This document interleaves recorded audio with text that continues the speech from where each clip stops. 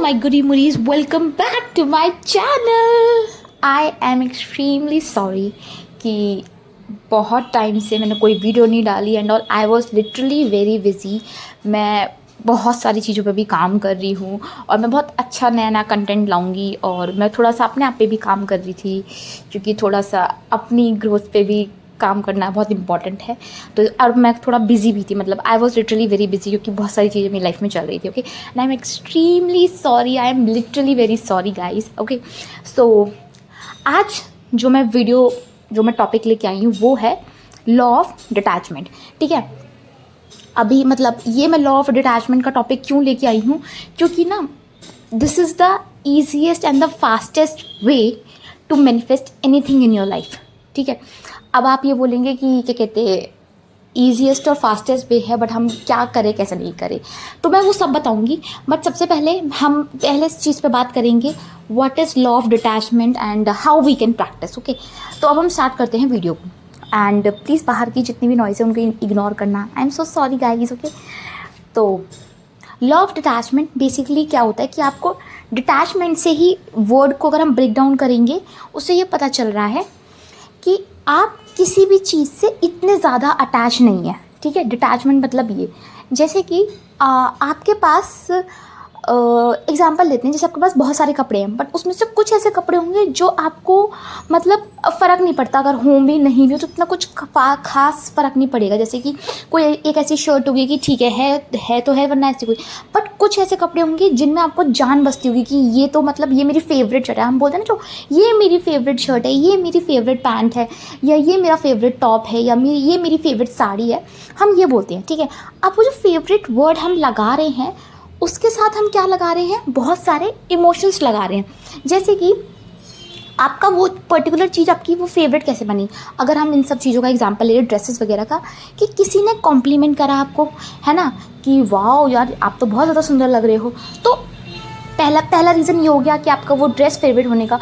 फिर बहुत सारे लोगों को होता है कि देख कर एक बार ही पसंद आ गया और वो आप पे खिल रही है. कुछ कपड़े ऐसे होते हैं आपकी लाइफ में कि आप उनको पहनोगे और आपको हमेशा कॉम्प्लीमेंट मिलेगा और हमेशा लोग ये बोलेंगे वाओ मतलब बहुत अच्छा है कलेक्शन. ठीक है, तो जब हम दूसरे लोग हमें अप्रिशिएट कर रहे होते हैं तब जाके हमें ये लगता है कि यार ये चीज़ कितनी ज़्यादा अच्छी है ना. तो सेम चीज़ क्या होता है कि हमने उसके साथ बहुत सारे इमोशंस जोड़ दिए, बहुत सारी अटैचमेंट मतलब कि एक लगाव सा आ गया उस पर्टिकुलर कपड़े के साथ या ड्रेस के साथ या XYZ कोई भी चीज़ है, वो चीज़ हमने उसके साथ अटैच कर दी. इस वजह से हम उस पर्टिकुलर चीज़ से अटैच हो गए हैं. अब एक और एग्जांपल देती हूँ, जैसे कि आपको खाना था पिज़्ज़ा. ठीक है, अब हुआ क्या कि पिज़्ज़ा से आपकी कोई इतनी अटैचमेंट तो नहीं है ना, तो आपने दिन में सोचा कि मुझे पिज़्ज़ा खाना है और मतलब दिमाग में थॉट आया. बस बहुत सारे लोगों के साथ होता है ऐसा कि दिमाग में एक थॉट आया और शाम तक आते आते आपकी वो चीज़ मैनिफेस्ट हो गई कि आप शाम में पिज़्ज़ा खा रहे हो. फिर आपको हिट हुआ, ओ मैं तो सुबह सोच रही थी, या कभी कभार ऐसा होता है कि हम ये बोलते हैं कि यार मैं तो ये काम करने के लिए आज सोच रही थी और ये देखो ये अभी हो गया, है ना. तो हमारे दिमाग में पिज़्ज़ा खाने का थॉट आया और हमने शाम तक वो चीज़ मैनिफेस्ट कर दी. अब यहाँ पे क्या सिनेरियो हो रहा है, यहाँ पे ये सिनेरियो हो रहा है कि जो पिज़्ज़ा था ना, आपने उसके साथ कोई इमोशंस नहीं जोड़े, आपने उसके साथ कुछ डर नहीं जोड़ा, आपने उसका कुछ ऐसे इमोशंस नहीं जोड़े जिससे आपको लगे ओ पिज़्ज़ा मुझे तो मिल नहीं सकता, मुझे कैसे पिज़्ज़ा मिल सकता है, मैं कैसे पिज़्ज़ा खा सकती हूँ. पहली चीज़, हमारे दिमाग में ना हर एक चीज़ को लेके हमने इतनी ज़्यादा प्रोग्रामिंग कर रखी है ना कि हर चीज़ पे ब्लॉकेज है. जैसे कि पिज़्ज़ा खाना बहुत ईजी है.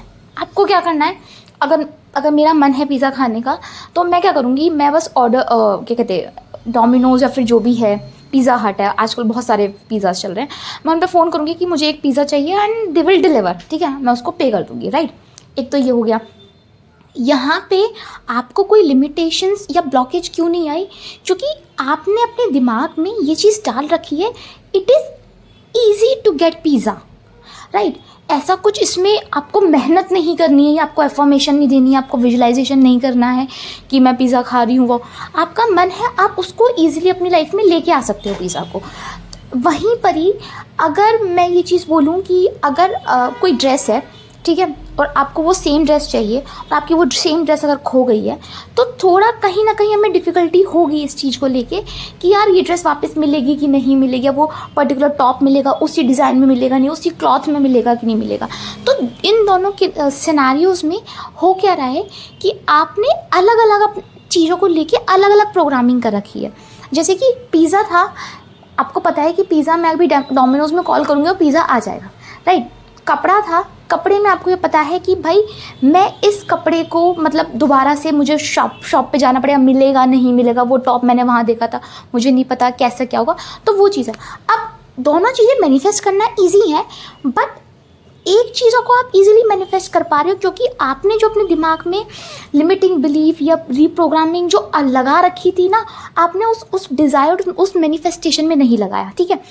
प्लस जब हमने क्लॉथ की बात करी तो वहाँ पे आपके अंदर की जितनी भी लिमिटिंग बिलीफ्स थे या जितनी भी चीज़ें थी आपने वो सारी लगाई। तो अब क्या होगा कि दोनों का प्रोसेस तो रहेगा सेम, वो मैनिफेस्ट तो होंगे आपकी लाइफ में, बट ये हो सकता है कि एक को थोड़ा ज़्यादा टाइम लग जाए, एक को थोड़ा कम टाइम लग जाए। जैसे कि पिज़्ज़ा वाले केस में आपको शाम तक पिज़्ज़ा मिल जाएगा और आपकी जो फेवरेट वाली ड्रेस है उस फेवरेट वाली ड्रेस में आपको शायद टाइम लगे। टाइम कैसा लगे कि आपको कल भी मिल सकती है, परसों भी मिल सकती है, मतलब जितनी कम आपकी रेजिस्टेंस या जितनी कम आपका उसको लेके आउटकम को लेके अटैचमेंट कम है, आपको उतनी जल्दी मिलेगी। क्योंकि पिज़्ज़ा वाले केस में आपके पास अटैचमेंट नहीं थी कि उसके अंदर कि यार शिट नहीं मिलेगा, तो क्योंकि हमारे दिमाग में ये चीज़ डाल दी है कि यार पिज़्ज़ा ऑर्डर करा तो पिज़्ज़ा आएगा ही, मुझे पिज़्ज़ा खाना है तो वो पिज़्ज़ा आएगा ही मेरे पास, तो ये चीज़ होती है। तो अब होता क्या है कि जब हम लॉ ऑफ डिटैचमेंट की बात करते हैं तो लॉ ऑफ डिटैचमेंट मतलब क्या है कि मेरी एक पर्टिकुलर डिज़ायर है, ठीक है, जो मेरी एक पर्टिकुलर डिज़ायर है, मैं उससे कितना ज़्यादा अटैच हूँ। देखो अटैचमेंट भी ना दो टाइप की होती है। पहली अटैचमेंट होती है हमारी कि हम कितने पॉजिटिव हैं चीज़ों को लेके, मतलब कि अगर मुझे मेरी लाइफ में जॉब चाहिए तो मैं जॉब को लेके सिक्योर हूँ कि भाई मुझे जॉब मिलेगी। वहीं पे दूसरी टाइप की अटैचमेंट क्या होती है कि मैं अपने आप को लेके सिक्योर नहीं हूँ कि मुझे मिलेगी कि नहीं मिलेगी, मैं वर्दी हूँ कि नहीं मैं वर्दी हूँ, इतना कंपटीशन है, मतलब वही आपके लिमिटिंग बिलीव्स, आपके ब्लॉकेजेस काम करते हैं वहाँ पे। तो जब मैं आपसे बात कर रही हूँ आपकी किसी भी मैनिफेस्टेशन की या किसी भी डिज़ायर को आपकी लाइफ में आने की, उसमें हो क्या रहा है, उसमें ये हो रहा है कि आप उस डिज़ायर से बहुत ज़्यादा अटैच्ड हैं, और अटैच्ड आप एक हेल्दी वे में नहीं है, आप अटैच एक अनहेल्दी वे में है, मतलब कि आप उस नेगेटिविटी में अटैच हैं। आपको वो डर से, आपको बेसिकली आप अपने जो पेन है या जो फियर है आप उसको फीड कर रहे हो। उसको आप कैसे फीड कर रहे हो कि जब भी आप जॉब के बारे में सोचो आपके दिमाग में यही चीज़ आ रही है कि ये मैनिफेस्ट होगी कि नहीं होगी।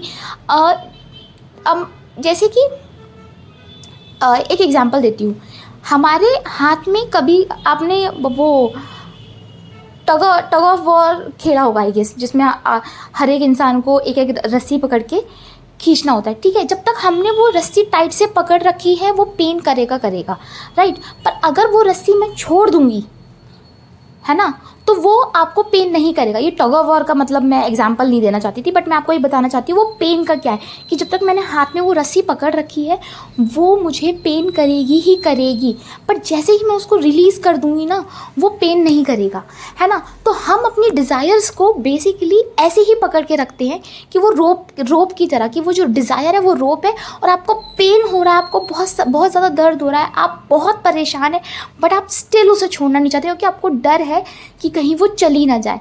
बट ऐसा नहीं होता। जब मैं आपको क्या करना है, आपको ना वो जो पेन है, वो जो आप इतना अननेसेसरी चीज़ें अपनी लाइफ में लेके बैठे हो, वो पर्टिकुलर डिज़ायर को आपको उसको लेके लेट गो करना पड़ता है। जैसे कि मैं बताती हूँ, जब हम लॉ ऑफ डिटैचमेंट की बात करते हैं ना, बहुत सारे यहाँ पे ये लोग होंगे कि वो ये बोलते हैं कि हम छोटी छोटी चीज़ें मैनिफेस्ट कर लेते हैं, बड़ी चीज़ें नहीं होती। पहली बात तो हमने उसको नाम ही क्यों दे रखा है, वो छोटी है या फिर बड़ी चीज़ है, क्योंकि हमें ऐसा लगता है कि यार, जैसे एग्जांपल वही पिज़्ज़ा का, कि पिज़्ज़ा मैनिफेस्ट करना बहुत ईजी है क्योंकि कहीं ना कहीं आपको ये पता है कि वो तो चीज़ आ ही जाएगी। बट कहीं पर अगर मैं वहीं पे बात करूँ कि आपको आपके लाइफ पार्टनर की या फिर आपकी जॉब की या फिर रिलेशनशिप की, हेल्थ की, तो वहाँ पे आपके दिमाग में ये चीज़ रहेगी कि यार ये आना डिफ़िकल्ट है, ये आना इम्पॉसिबल है। वो क्यों हो रहा है ऐसा? क्योंकि आपकी जो लिमिटिंग बिलीव्स हैं वो वहाँ पे काम कर रही हैं। देखो, लिमिटिंग बिलीव्स बहुत ज़्यादा रोल प्ले करती हैं जब हम किसी भी चीज़ को, डिज़ायर को मैनिफेस्ट करते हैं।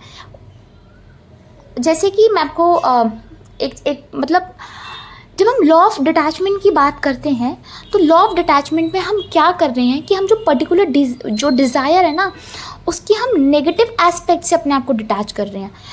डिटैचमेंट का मतलब ये नहीं है कि डिज़ायर को छोड़ दिया, जाने दिया, नहीं। डिटैचमेंट का मतलब है कि आप उस नेगेटिविटी से डिटैच हो रहे हैं, आप उस डर से, आप वो जो पेन है, जो आपने वो रोप को पकड़ा हुआ है, उसमें वो पेन हो रहा है, आप उससे डिटैच हो रहे हैं, आप उसको रिलीज़ कर रहे हैं। क्योंकि जब आप उसको रिलीज़ करेंगे तभी आपकी लाइफ में वो चीज़ मैनिफेस्ट होगी। जब भी आपको ऐसा लगे कि इट्स नॉट वर्थ इट, ये हो नहीं रहा, ये क्या है, तो हमेशा एक चीज़ सोचना कि मेरी छोटी डिज़ायर्स, जैसे कि ये कॉन्सेप्ट जो है, छोटी डिज़ायर्स मेरी अगर कंप्लीट हो रही हैं तो व्हाई नॉट ये, क्योंकि लॉ तो हर जगह सेम काम कर रहा है।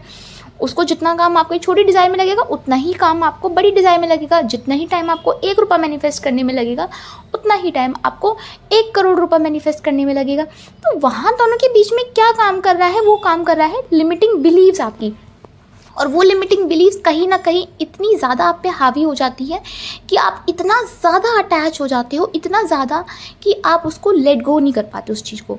तो मैं बस ये बोलना चाहूँगी कि अगर आप लोग क्या कहते हैं, इस लॉ ऑफ डिटैचमेंट को, जिसमें आपको अपने नेगेटिव इमोशंस को रिलीज़ करना है, वो अगर सीख जाओ तो आपके लिए 100% आई कैन गारंटी हूँ कि आपका ये चीज़ हो जाएगी कि आपकी डिज़ायर जो है वो बहुत जल्दी मैनिफेस्ट होगी।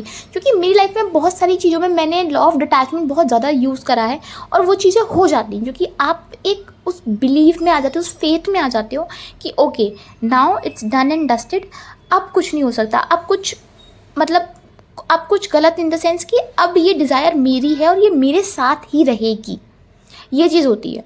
तो लॉ ऑफ डिटैचमेंट को प्रैक्टिस करने के लिए ना, मैं आपको एक चीज़ बताऊंगी। जैसे कोई थॉट आता है हमारे पास, ठीक है, आपकी डिज़ायर से लेके आपको कोई थॉट आया, जो वो थॉट आया, एक थॉट है जो बस सिर्फ और सिर्फ 90 सेकेंड्स लास्ट करता है, ये आपको भी पता है, मुझे भी पता है, ठीक है।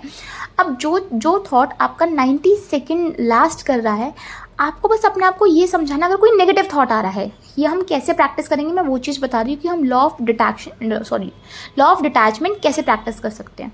तो अगर एक थॉट आया, वो 90 सेकेंड्स का है, अगर हमारे दिमाग में ये चीज़ है तो हमें कुछ नहीं करना, बस हमें उसको उस थॉट को देखना है, उस थॉट को देखना है कि ये क्या थॉट है और ये क्या, कौन सी सेंसेशन मेरी बॉडी में कर रहा है। क्योंकि कभी कभार क्या होते हैं, कुछ जो थॉट्स आते हैं वो आपके ऐसी वेग होंगे, आएंगे, हल्का सा डराएंगे, चले जाएंगे।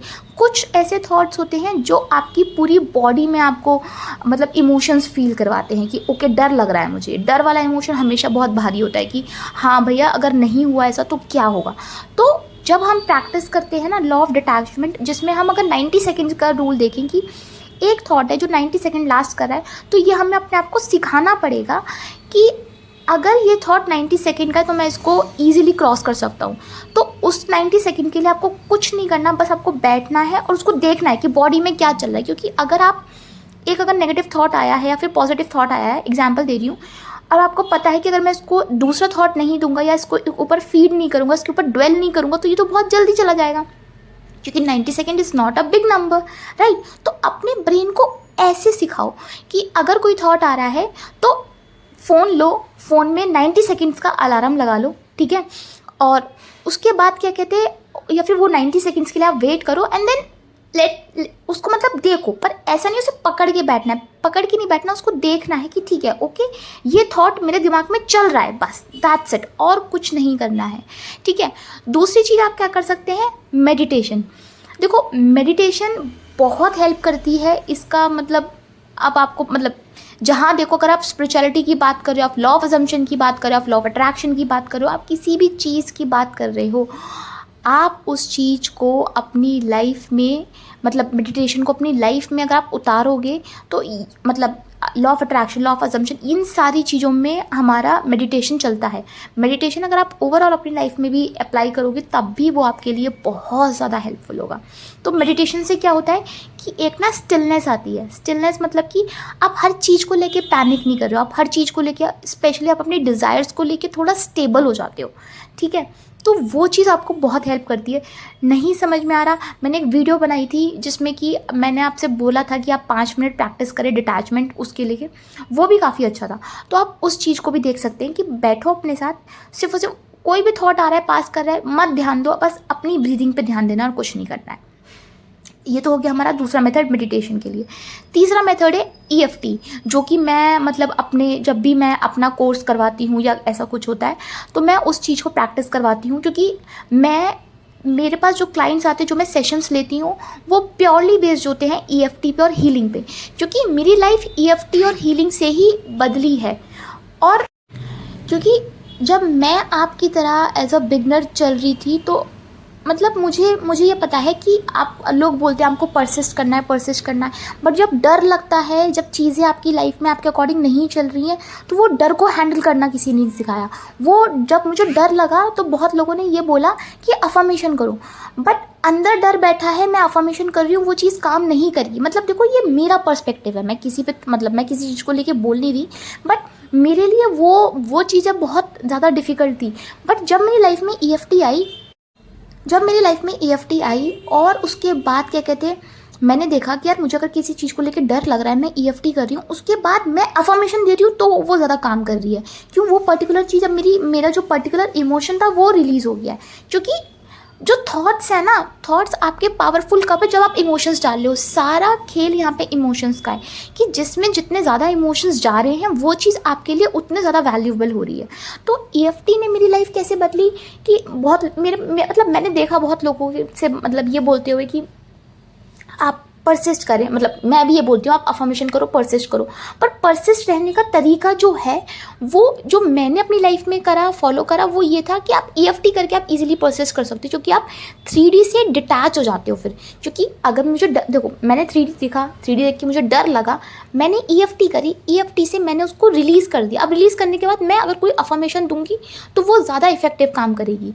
ये मेरे केस में बहुत ज़्यादा एप्लीकेबल हुआ, ये मुझे बहुत ज़्यादा सही लगा, और इसी वजह से मैंने अपनी लाइफ में बहुत सारी चीज़ें मैनिफेस्ट कर पाई। आज मैं लोगों को हेल्प कर पाती हूँ मैनिफेस्ट करने के लिए। EFT के लिए मेरे पास जितने भी क्लाइंट्स हैं, वो सब मेरे क्लाइंट्स को पता है कि EFT ने उनकी लाइफ कितनी ज़्यादा बदली है। मतलब जहाँ वो जिस डर में रहते थे, वहाँ वो उस डर को रिलीज़ कर पाए और एक बहुत अच्छी लाइफ जी पाए।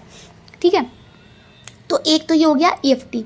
और उसके बाद जो लास्ट है, जो मतलब थोड़ा डिफ़िकल्ट है, मेरे लिए भी डिफ़िकल्ट है, मैं भी मतलब कोशिश कर रही हूँ, भी इस ट्रैक पे हूँ नहीं मैं भी, माइंडफुलनेस। अगर आपने ये कॉन्सेप्ट अपनी लाइफ में उतार लिया माइंडफुलनेस का, तो लॉ ऑफ डिटैचमेंट आपके लिए इतना ज़्यादा ईजी हो जाएगा, इतना ज़्यादा ईजी हो जाएगा कि यू हैव नो आइडिया। मतलब कि फिर आपको EFT इतनी ज़्यादा करने की ज़रूरत नहीं है, आपको मेडिटेशन करना ज़रूरी है, अच्छी बात है, बट आपको फिर उतना दिक्कत नहीं होगी। मतलब मेडिटेशन इज़ लाइक अपने आप में एक अलग प्रोसेस है, बट यह है कि आपकी लाइफ में जब आप माइंडफुलनेस प्रैक्टिस करोगे, it's a kind of a meditation only, meditation का वो पार्ट ही है माइंडफुलनेस। तो उससे आपकी लाइफ में आप जो छोटी छोटी बातों पे ट्रिगर कर रहे हो, रिस्पॉन्ड की जगह रिएक्ट कर रहे हो, उस चीज़ में आपकी बहुत ज़्यादा हेल्प होगी। एंड मैं इस चीज़ के लिए मतलब आपको गारंटी दे सकती हूँ कि क्या कहते हैं, आप चाहे मतलब अपनी लाइफ में कुछ करो मत करो, बट अगर आपने अपनी लाइफ में माइंडफुलनेस प्रैक्टिस कर ली, आपकी मैनिफेस्टेशन के रास्ते बहुत ज़्यादा खुल जाते हैं। और ये चीज़ मतलब मैं भी अभी कोशिश कर रही हूँ करने की, मेरे से भी नहीं हो पाती, मैं भी बिल्कुल प्रो नहीं हूँ, बट ये है कि हाँ, माइंडफुलनेस अगर आप प्रैक्टिस करेंगे तो आपके लिए लॉ ऑफ डिटैचमेंट जितना ईजी हो पाएगा, उससे ज़्यादा ईजी और कुछ हो ही नहीं सकता है। ठीक है, तो आई वुड सजेस्ट कि आप माइंडफुलनेस ज़्यादा प्रैक्टिस करें। और ये मतलब मेरी तरफ से ये एक छोटा सा वीडियो था। आई नो मैं बहुत टाइम के बाद मैंने वीडियो डाला है, मैं एक्सट्रीमली सॉरी, मैं बिज़ी थी, बट अब मैं कंटिन्यूटी में वीडियो डालूँगी और मैं वापस से चीज़ें अपना मतलब अपना चैनल को थोड़ा सा वो करूँगी। I am so sorry guys and thank you so much मुझे इतना सारा प्यार देने के लिए, थैंक यू। और बस this is your host and signing off.